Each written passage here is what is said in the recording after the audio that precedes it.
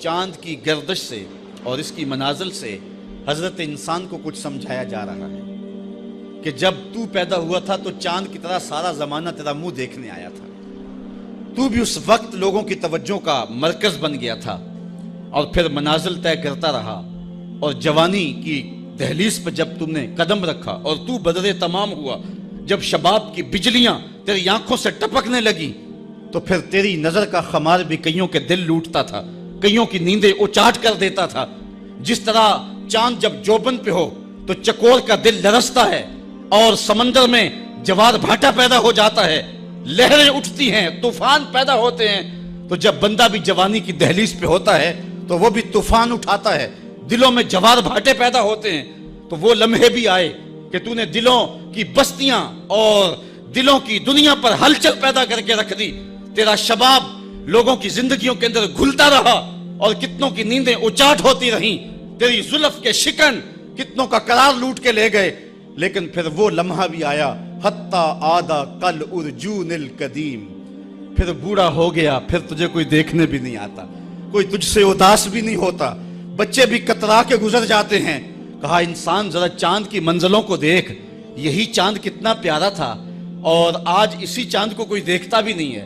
بچہ جب پیدا ہوتا ہے تو اس کی مسکراہٹ دل کھینچتی ہے، اور جب بوڑھا مسکراتا ہے تو اس وقت جو ہے لوگوں کی توجہ نہیں ہوتی۔ بچے کی زبان جو ہے وہ اڑ اڑ کے جب بولتا ہے تو اس کی توتلی زبان کا حسن دلوں میں نکھار پیدا کرتا ہے۔ ماں بھی بلہاری جاتی ہے، باپ بھی صدقے جاتا ہے، بہنیں بھی جو ہے وہ قربان جاتی ہیں۔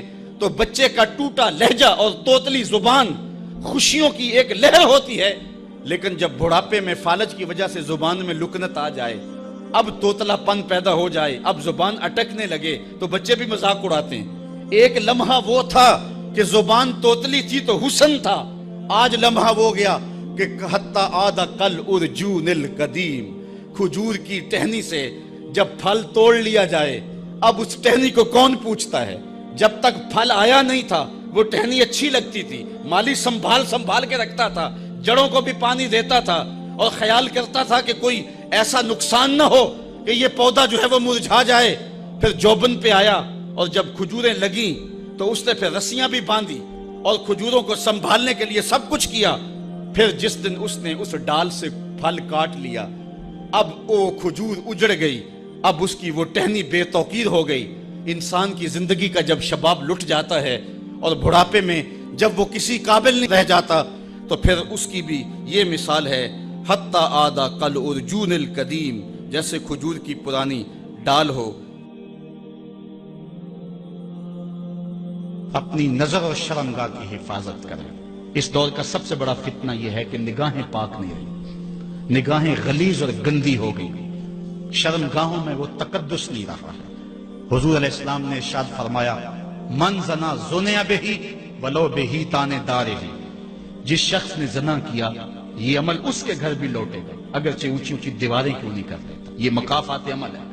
گندم از گندم بروئے جو از مکافات عمل غافل مشو، گندم بو گے تو گندم کاٹو گے، جو بو گے تو جو کاٹو گے۔ نظر کو تقدس دو، نظر کو پاکیزگی دو۔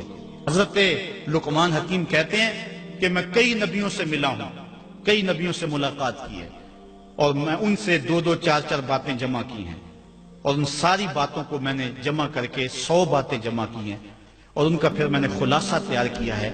ان میں 8 باتیں الگ کی ہیں۔ ان 8 باتوں میں ایک بات یہ ہے، جب کسی کے گھر جاؤ تو نظر کو حفاظت میں رکھو۔ جس شخص کے مہمان بنو، جس کے گھر جاؤ، تمہاری نظر نہ بھٹکنے پائے۔ نظر اگر غیر محرم کو شہوت سے دیکھتی ہے، حدیث میں آتا ہے کل قیامت کے دن جہنم کی آگ سے بھر دی جائے گی، وہ سخت رسوا ہوگا۔ آج میڈیا کی آوارگی اور انٹرنیٹ پہ جو کچھ ہو رہا ہے، ٹیلی ویژن اور سینما جو بدتمیزی پھیلا رہے ہیں، اور موبائل پیکج جس طرح بے حیائی کو فروغ ہو رہا ہے، ہم اس کے خلاف پوری قوت کے ساتھ بند باندھیں۔ اپنی اولادوں کے ہاتھوں سے ناول چھین لو، ان کے ہاتھوں سے جو ہے وہ فلمیں چھین لو، ان کی خلوتوں پہ نظر رکھو اور ان کی حفاظت کرو۔ جس شخص کی نظر پاک نہیں ہے اس کے من میں طہارت نہیں آ سکتی ہے، دل پاک نہیں ہے اس کو جو ہے وہ باطن کا نور نصیب نہیں ہو سکتا۔ وائے قوم کشتائے تدبیر غیر، کارے او تخریب خود تعمیر غیر، از حیا بیگانہ پیرانے کہن، نوجوانا چوں زنا مشغول تن. کتنی حکمت والی بات کہی اقبال نے. وہ اپنے دور کا دکھڑا سناتا ہے جس دور سے ہم گزر رہے ہیں. اب تو عجیب حال ہو گئے. اقبال کہتا ہے یہ جو میرا دور ہے، جوان تو جوان رہے، بوڑھوں کی نظروں میں حیا نہیں رہا. آز حیا بیگانہ پیرانے کہن. بوڑھے لوگوں کی آنکھوں میں بھی اقبال کہتا ہے حیا نہیں رہا. نوجوانہ چوں زنا مشغول تن. اور نوجوان عورتوں کی طرح اپنے تن کے ساتھ لگے ہوئے ہیں، اپنے تن کو سنوارنے میں ہر وقت کنگھی پٹی میں لگے ہوئے ہیں. یہ مردوں کا کام نہیں ہوتا، یہ دلیروں اور بہادروں کا کام نہیں ہوتا، یہ عورتوں کے وظیفے ہیں. در دل شاں آرزوہا بے ثبات مردہ زائن از بطون امہات. ان کے دلوں میں آرزویں کوئی اور ہی ہیں اور ماؤں کے پیٹوں سے مردہ جنم لے رہے ہیں. دخترانے او بزلف خود اسیر شوخ چشموں خود نماؤ خردہ گیر. اور قوم کی بیٹیاں اپنی زلف کی خود قیدی ہو چکی ہیں اور ہر وقت جو ہے وہ اپنے آپ کو آئینے میں دیکھتی رہتی ہیں. ساختہ پرداختہ دل باختہ ابروان مثل دو تیغ آختہ. وہ جو گھر کی رونق تھی، جو آبرو اور حیا کا دوسرا نام تھا، آج وہ دل پھینک قسم کی ہو گئی ہے. آہ قوم میں دل سے حق پرداختہ مرد و مرگ خیش را نہ شناختہ. اقبال کہتا ہائے قوم کہ جو مر گئی اور اسے ابھی تک پتہ ہی نہیں چلا کہ میں مر چکی ہوں اور جینے کا سامان نہیں کرتی. حضور نے فرمایا ہر دین کی کوئی پہچان ہوتی ہے، میرے دین کی پہچان حیا ہے. اگر حیا نہیں ہے تو دین ہی نہیں ہے.